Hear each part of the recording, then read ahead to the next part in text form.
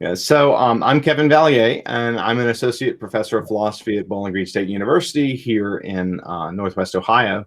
My work is primarily in political philosophy, especially in both politics and religion, and particularly the liberal tradition. I also work a great deal lately on trust and polarization, particularly in the United States, and the kinds of moral and philosophical challenges that it raises. Uh, and next, I'll be branching out into doing political theology, especially I'm going to be looking at illiberal political theologies like Catholic integralism. So that's probably what my next book is going to be about. So I couldn't quite decide which part of my work to bring to y'all's attention because I thought hopefully you'll find it has some value to you. But today I'm going to talk about liberalism, religion, and politics, in part because I suspect the audience is suspicious, at least, of certain kinds of liberalism. And I wanted to try to present one that I think is pretty religion-friendly in a way that you might not expect. And I'm not trying to convert you all to liberalism, but what this talk may do is help to remove a deep concern about it, one that I think is well grounded in many ways. So this talk, you should be able to get the handout in the chat, is just called Liberal Politics and Public Faith. Or that's the book that this comes from. And then Liberalism, Religion, and the Promise of Convergence is the talk as the title talk.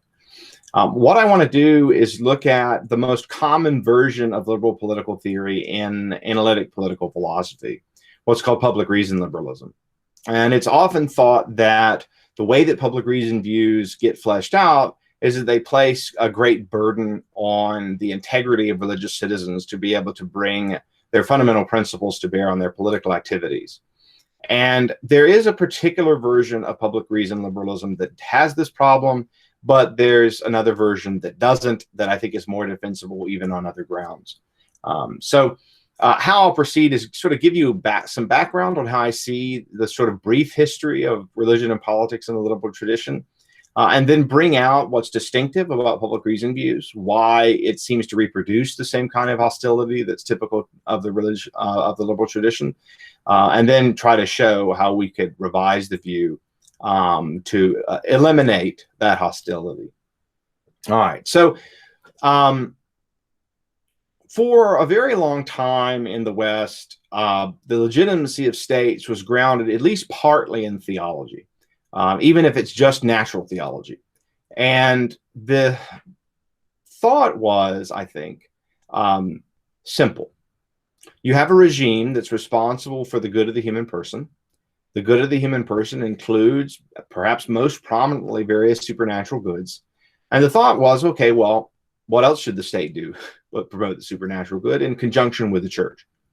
So, for most of the history of Christianity, from Constantine down to the Reformation, this doctrine varied considerably. But the thought was that the state had some kind of role in cooperation with the church in order for the church to be established in some kind of way, some kind of legal preference given to the church of various degrees. The difficulty is that during the Reformation, this led to a pretty serious challenge, because at that time people thought, yeah, sure, the state and the faith should be locked and closely united in certain respects. But they disagreed about which version of Christianity that was. There's a story that's often told about how, say, the 30 Years' War was caused by religion. I think Bill Kavanaugh has shown that that's at best a part of the story. But one thing that it did do, especially in England, is it pushed early modern philosophers to look for a basis of political legitimacy other than theology and even natural theology. So the worry is that if people disagree about the true version of Christianity, what is the basis for political order? Now, the natural thought is that, well, we'll just appeal to natural law. As everybody can agree on natural law, it just comes to us through reason. We don't have to talk about the supernatural good. But I think Hobbes and Locke saw something that was not very clear to people before this. I think it wasn't one of the few things that wasn't clear to Aquinas, which is that you can have ongoing and very deep disagreement about how to interpret the requirements of natural law, not just its specific applications, which Aquinas understood people would disagree about its specific applications, but at the deepest level about what natural law required. And this was something that Hobbes and Locke worried a great deal about. They were both, in their own distinctive, partly voluntarist way, natural law theorists. But they thought one of the central problems of political philosophy was how to settle disputes about the content of the natural law. The way I sell this to Catholic audiences is it's the secular equivalent of your arguments against Protestantism, which is that, well, you know, Protestantism is just going to fracture and fragment, and it's better to have a single arbiter to decide on theological problems, or at least it will be the final court of appeal, a voice of divine reason, whereas what Hobbes and Locke wanted was a voice of public reason. In order to have someone, some entity that could settle our deep disagreements about the natural law, you know, how to understand what its actual requirements are. You know, Hobbes says in Leviathan that no man's reason makes the certainty. With respect to the interpretation of various kinds of social practices, his thought was, look, the mere fact that you have, say, the right interpretation of natural law doesn't give you the authority by itself to sort of boss anyone around or tell anyone to follow your interpretation of the natural law. What is required, they thought, was some kind of agreement to a sort of not exegetical body, but some kind of juridical authority. And they thought that that was forced by reflection of the natural law, because they thought the natural law required that we not be judges in our own cases. And so if we've disagreed about the requirements of natural law required us to submit our judgments to a common judge of some kind of umpire to resolve our disputes. So they thought, look, we can't ground political legitimacy in mere natural law anymore. We have to appeal to some kind of consent. So this raises their problem. How can political authority be justified despite their disagreement? I mean, this is the kind of core question that motivates the development of liberalism as a political philosophy. Now, an ambiguity appears in their work almost immediately, and it's one that the liberal tradition has never quite worked out. And it's one that I think we just have to take sides on. So one way to think about what we consent to and how our politics develops once we consent in some way is that we're supposed to appeal to shared values, right? We're just, you know, a big part of the liberal tradition is that humanity isn't so fallen as Christians have often thought. At least not as the Reformed thought, the forms of Christianity dominant in the English-speaking world. And the thought here was that, look, if we disagree about so much, politics has to be based on what we share. And so, you know, shared values are the kinds of considerations that the sovereign acts upon. But this leads to a kind of suspicion of diverse reasoning, because the thought is that diverse reasoning could undermine our appeal to shared values. And this is why the liberal tradition, again, going all the way back, has tended to support the privatization of religion, because religion is something we disagree about. It's diverse. The liberals stress on reason, and their particularly muddled way of thinking about how reason and religion were related led them to think, you know, Locke says we don't have knowledge in religion, if I recall, just belief. So the thought is that, you know, look, the liberal tradition said we're supposed to come together and respect our diversity, but not that kind of diversity, right? So this is the hypocrisy of liberalism with respect to religion is embedded in the tradition as a whole. It has to be excised. But that's kind of where it came from, was saying, well, you know, we need common judgment, so we ought to appeal to common values. It led Locke and Hobbes actually to go and try to distort Christianity to boil it down to what they regarded as its essentials. So, for instance, Hobbes thought that you only needed to agree to the claim that Jesus was the Christ. Everything else was pretty silly. I mean, Hobbes had all kinds of extremely heretical views about Christianity. But, you know, Locke himself, I think, was a lot more serious about maintaining some kind of orthodoxy. And yet his goal was still to boil down Christianity to a small number of claims so that there was less to disagree about. His book, The Reasonableness of Christianity, which almost nobody reads, is actually that project. It's not, as the title might suggest, an apologetic work. It's a work trying to boil down Christianity to its essentials. Although, interestingly, in that book, Locke does think that Jesus's teachings are required to give us full knowledge of the natural law. So that's actually a pretty interesting feature of it that you might find of interest. So what's wrong with privatizing religion? Well, the fundamental issue is if you're supposed to respect diverse perspectives, you should allow them to bear on the structure of political institutions. But worse than that, it asks people of faith to live a kind of double life. It says, look, in your non-political life, go nuts. Be as religious as you want. But in your public life, you have to set all that aside because it's just too important for your religion to play too big of a role. And the worry here is, and I think this is very clear to Roman Catholics because of the sort of historical emphasis on the freedom of the church and not just the freedom of the individual, is that people have to be free to live in their own institutions. Right. So the Catholic Church is a legal body, is a political body, as an educating body. Right. So our ideals require political action in many cases, and we can't just privatize that. So liberalism appeals illiberal to many people, and not merely to the citizens of faith. This is one of the things the Catholic integralists say more loudly, not originally, but more loudly than most, is to say, look, liberalism was always hypocritical. It was never serious about neutrality, and so we don't have to be serious about it either. I think this is an exaggeration, but let me proceed. So that's the background I wanted to give you. I thought you might find that interesting of itself. If we go down to John Rawls's later work, so I'm not going to talk about a theory of justice today, which will be the Rawls that you know, but the next big book he wrote, Political Liberalism, within which he came to see his theory of justice as playing a smaller and smaller role in the problem that he tries to address in that book.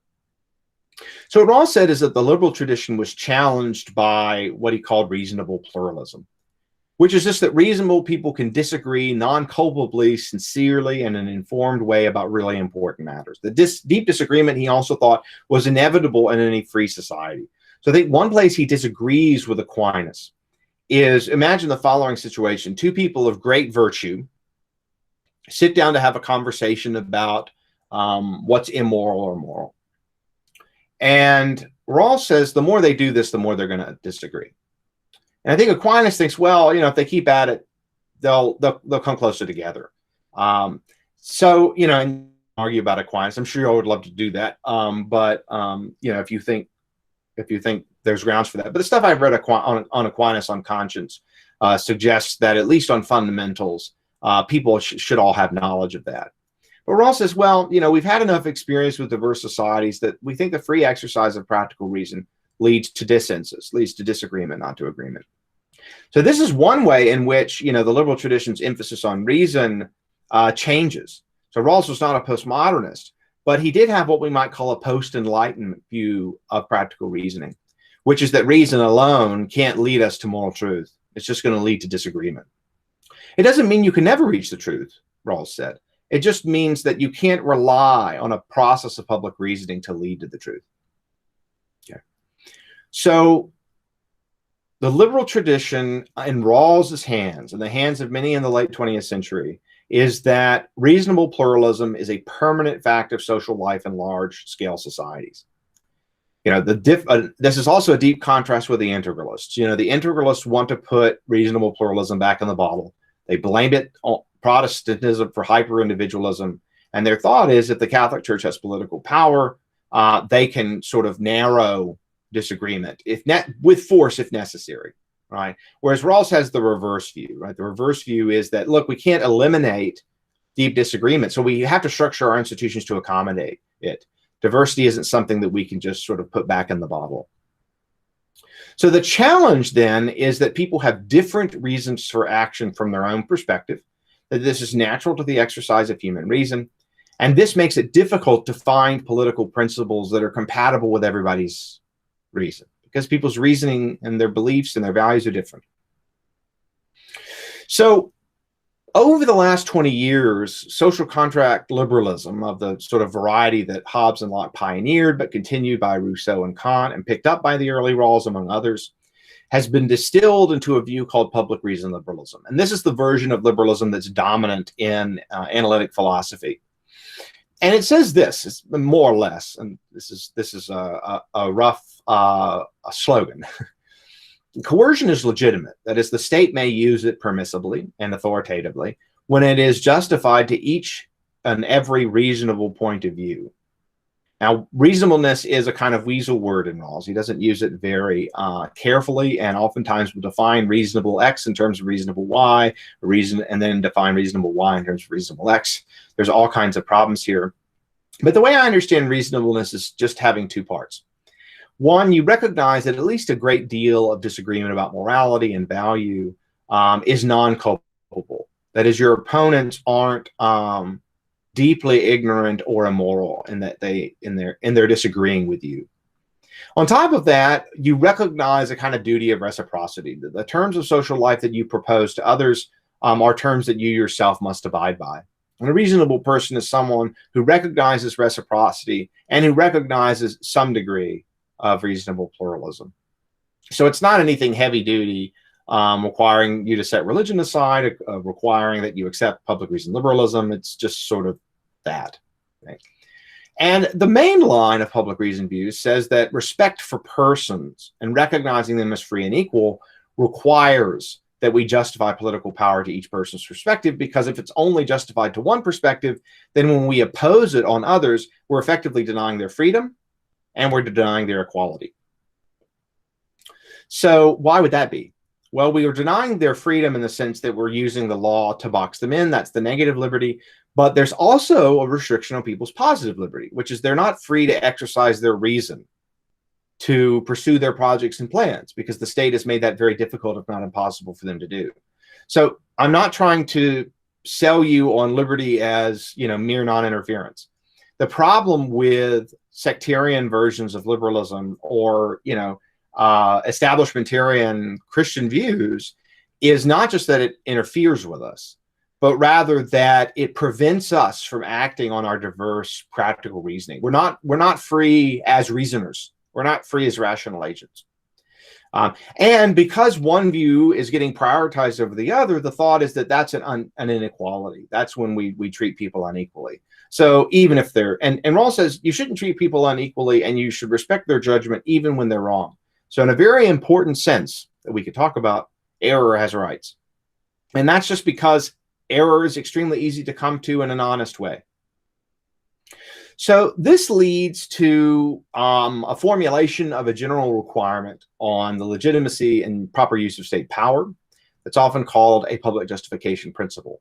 It says that a coercive action, C, is justified if and only if every member of the public, P, has a conclusive reason, R, to endorse C. So that's just, it's telling us when it's justified or permissible to use coercion by the state power. And then it tells us that, the use of state power has to be justifiable to multiple perspectives. So what we'll say, at least the way I use these terms, a public justification is achieved when the principle is satisfied. A public reason is any reason R that can be permissibly used to justify coercion. And the way to think about what justifying reasons are is a little bit different than what you find in the Catholic tradition. Although the way that Catholics think about the nature of reasons is not always clear to me, in part not because Catholicism is unclear, because the Catholic tradition talks about the faculty of reason, whereas in contemporary analytic metaethics and ethics, we talk about reasons. And that the faculty of reason is our ability, in many cases, to detect, in some cases, or to infer what those reasons are. So reason is sort of decomposed into sensitivity to reasons. And I don't have a good sense for how to relate those two approaches. All the same, the kinds of reasons that can justify coercion are going to be agent, relative, and internal. That is, people can appeal to reasons that are relative to their own perspective, that are ones that they can reach through their own inferential capacity. This isn't to deny that there aren't, sort of true, what we might call external moral reasons, that there aren't independent, real moral facts. Just that when you're justifying coercion, you can't appeal to those alone. You have to appeal to the reasons that people can recognize as applying to them, even if some of those reasons are in fact undermined or defeated by other considerations.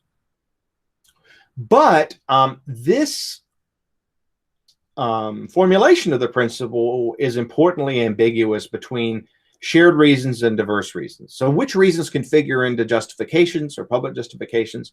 Is it only the shared reasons, or can diverse reasons also play a role? Here again, we see the reproduction of the tension that Hobbes and Locke discovered. Do we stress what we share, or do we allow for difference and diversity? So in the literature, this has been we've come to call these two positions consensus views, the shared reasons view, and the convergence view. The consensus view says that public reasons, the justifying reasons, are all and only those that are shareable or accessible in some way. This is the bracketing view of liberalism, where we bracket the religious, private, sectarian considerations and stress the shared considerations. I give some definitions of specific versions of the consensus requirement that we can talk about. But the convergence view is just the denial of the consensus view. It says that all of a person's rationally recognized reasons are public reasons. They're reasons of the public. They can figure into justifications. They reject consensus requirements. So religious reasoning can just enter into public discourse. It can enter into the justification for laws and policies. There's no longer any prioritization of the shared or the secular. All right, so what I'm going to do is just argue that the convergence view is better, and then you'll kind of see how liberalism can excise that kind of hostility to religion from it. So following Rousseau, what public reason liberals want to do is reconcile coercion and freedom. And what Rousseau sees is, look, in some kind of state of nature, we are largely don't interfere with one another, or free from interference, at least at a certain early level of development. We can't have full negative liberty in society because we have to have law, and that interferes with people's negative freedom. So Rousseau revives, in many ways, the medieval and ancient idea of freedom as reason. Now, I know that may seem bizarre to you to think of Rousseau as reviving ancient doctrines, but it's just true. And his view was that publicly justifying coercion, he has a doctrine of public reason. Kant does, Hobbes does, Locke does. It's not just Rawls. What we want to do is justify coercion so that people can retain their freedom despite being coerced. So citizens are committed to regarding the coercion as justified when it is, of course, publicly justified, in the sense that each person can see the coercion as being rationalizable on their own point of view. In that case, Rousseau and Kant would say that the law and the state have been self-legislated. The consensus view restricts that process to reasons that are shared. And one reason to prefer convergence on this picture is that people can appeal to the totality of considerations that seem to them moral. So that is the free exercise of practical reasoning. And the thought is that we can pursue this project of reconciling coercion and freedom if we justify coercion to people based on these diverse considerations, and if they're people of faith, based on faith-based considerations. Okay. So what happens then is that the consensus liberals develop what are now called doctrines of restraint. And they say, look, good citizens, if you're a good citizen, you're not going to offer or act upon non-public reasons. All right, you're going to keep those to yourself, or you're only going to discuss them in church or the background culture. You're not going to bring them to bear on important political issues.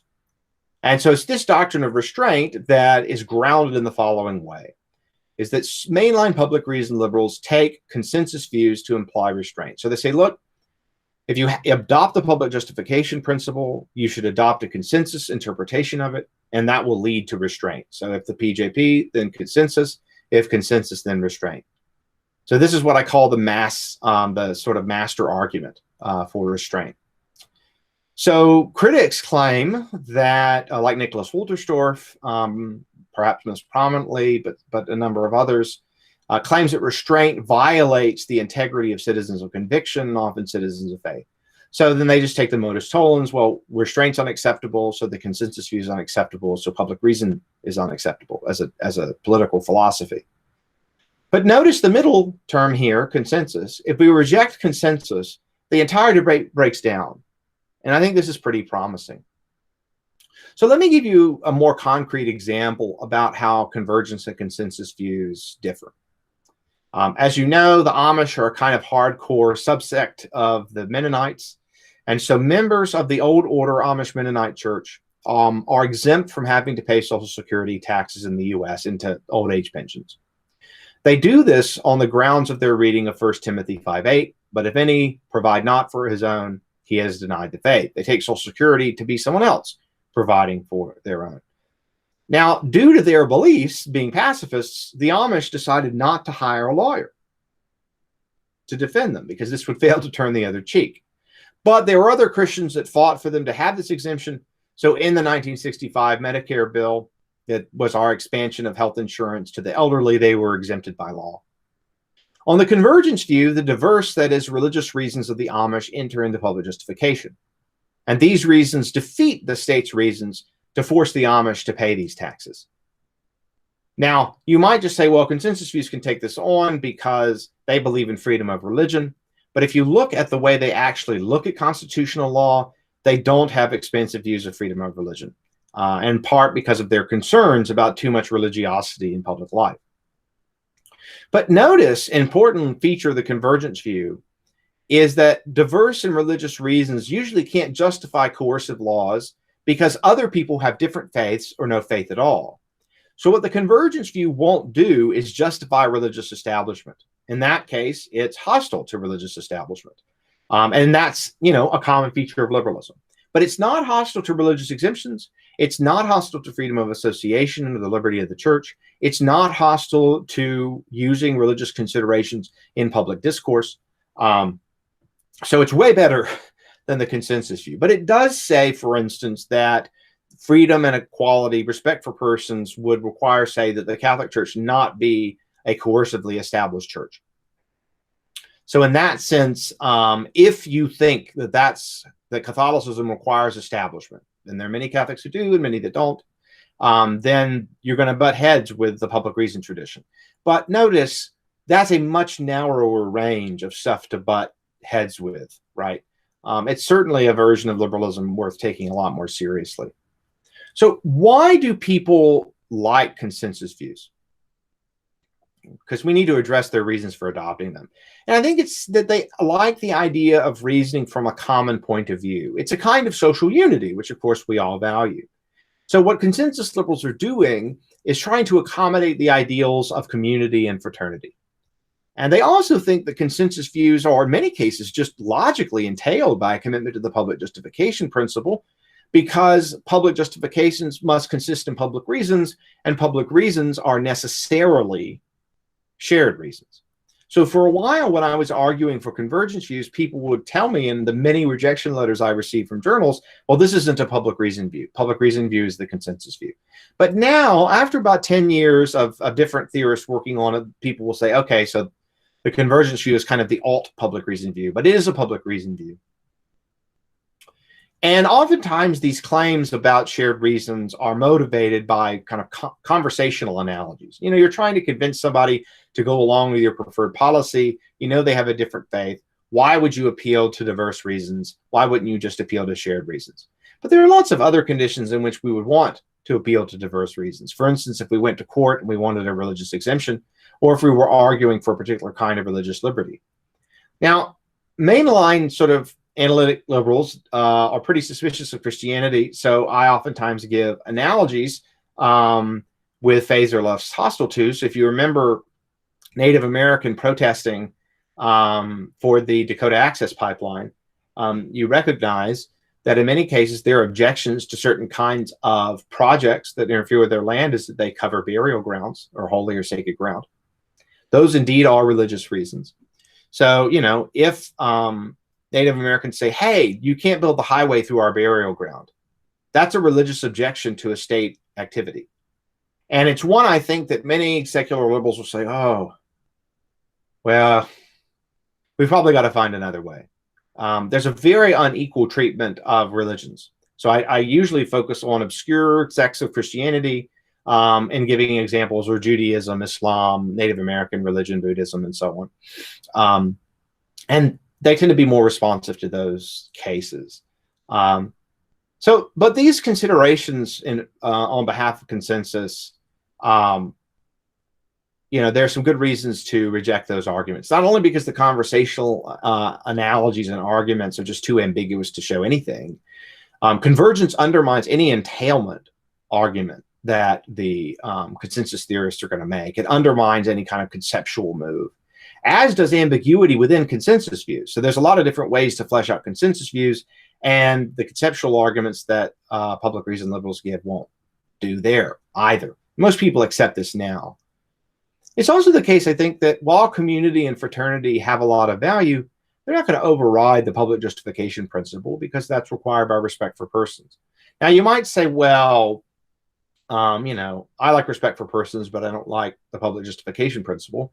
But, you know, I'd ask you to just to consider that even within Catholic social thought, there are a whole, you know, it's not a view that maximizes total value. It doesn't believe in the aggregate good, but tends to stress the common good. And that means that there are lots of actions that are always intrinsically disordered and should never be done. And effectively, that people ought to follow the natural law. Now, I'm a kind of natural law theorist, but I agree with Hobbes and Locke that part of the natural law governs how we disagree about natural law. And I think that is the natural law route to adopting something like a public justification principle. I also think it's based on the natural laws, you know, of reciprocity, that we treat each other according to terms that we would apply to ourselves, a kind of golden rule. So I think there's ways of getting from natural law theory to public reason liberalism. But most public reason liberals aren't natural law theorists. Most natural law theorists aren't public reason liberals. As far as I know, I'm the only natural law theorist that is a public reason liberal. So that shows you that the traditions are usually pit against one another. But I don't see it that way. Okay, so what are some problems with the convergence view? What are some of the common objections? Well, one is that it makes public justification impossible. The diverse reasons may defeat many shared norms, right? They'll undermine the rationale for policies that can be justified based on shared considerations. Maybe the libertarian has a defeater reason for universal health care or something like that. And so maybe we are forced into a kind of anarchic situation. But there's two kinds of responses to this. One is that there are some people that are so fanatically attached to their political view that we don't have to accommodate all of their demands. You know, perhaps we give them exemptions rather than letting them just overthrow the justification of the entire political order.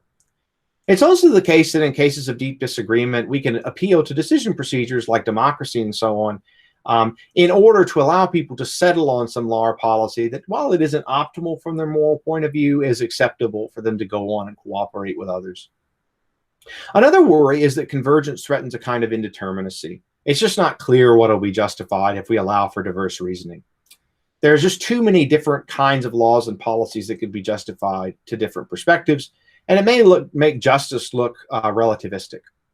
But even with the convergence interpretation, the public justification principle is just going to rule out a lot of norms.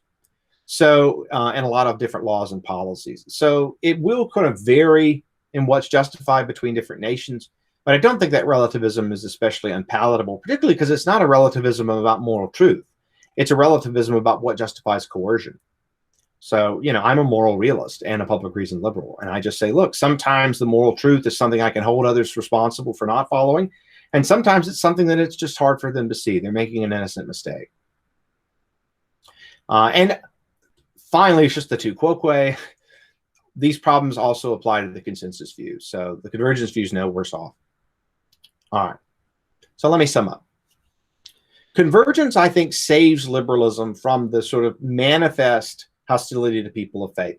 The only thing it really says you can't do is use coercion to establish a single sect or religion or ideology or philosophy. It's as hard on Marxism as it is on Catholicism or Islam. It opens the door to dialogue in diverse terms and equal treatment while keeping it closed to pure faith-based coercion.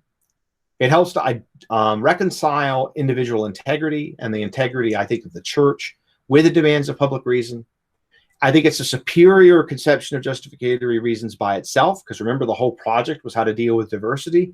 And the consensus view says, well, diversity needs to take a back seat, but the convergence view does not. So what I conclude is that the standard conception of public reason liberalism has to be rejected. And so we should go with the convergence view. And the convergence view isn't going to satisfy many non-liberals. But the reaction that people usually give when I have talked to people about convergence views is people say, I didn't realize that the view could be this religion friendly. I still reject it, but I didn't realize it could be this religion friendly. So what I'm hoping to convince you of is that indeed the liberal tradition has contained a lot of hostility to faith, particularly on the European continent, less so in the Anglophone world. But that particular hostility can be removed. So what I'm asking you to do is not to throw the baby out with the sort of liberal baby out with the illiberal religion hostile bathwater, right? That, liberalism as a tradition, it can be consistent and robust and respectful of people of faith, even if many people of faith won't get everything they want out of it. I was going to add a little in here about maritime, because when I was reading the Man and the State, I think the idea that natural law would lead us to want to appeal to a sort of common basis of agreement between different perspectives, such as his work on helping to formulate the Universal Declaration of Human Rights. That, in my view, was a kind of convergence moment, right? It's a convergence moment because the thought is that different religious traditions and secular traditions could converge on this list of universal human rights. And so I think, okay, that's a cool kind of convergence. The formulation of the Declaration didn't say, oh, you can't even talk about these considerations. It was more, how do these rights traditions fit, or how do these rights claims fit with the different religious traditions? Diversity was on the table in an important way. So anyway, hopefully I've said some things of interest to you and maybe moved you a little bit towards friendliness to a kind of mainline version of liberalism that has, I think, been too hard on people of faith in its mainline version. All right. So thanks. Thank you very much, Kevin. I really appreciate what you had to say. I think it was very helpful. And as I said, I know you've worked a lot on some of these issues, and you're working on it sounds like the new book on this. And we really appreciate you bringing some of those ideas in. I'm not sure, you've encountered a lot of these Catholic integralists. I'm not so sure how many of them are roaming around the Angelicum. So you'll probably have a sympathetic audience, to be quite honest. For example, for me, you said you might be the only public reason liberal natural law thinker. Well, you count me in. Very cool. I'm all on board with your program here. I'm not. I have my own questions, but I'll let everyone else jump in first. So let me just tell everyone, I'm going to turn off the recording now, if that's all right with you, Kevin, so that we can have questions.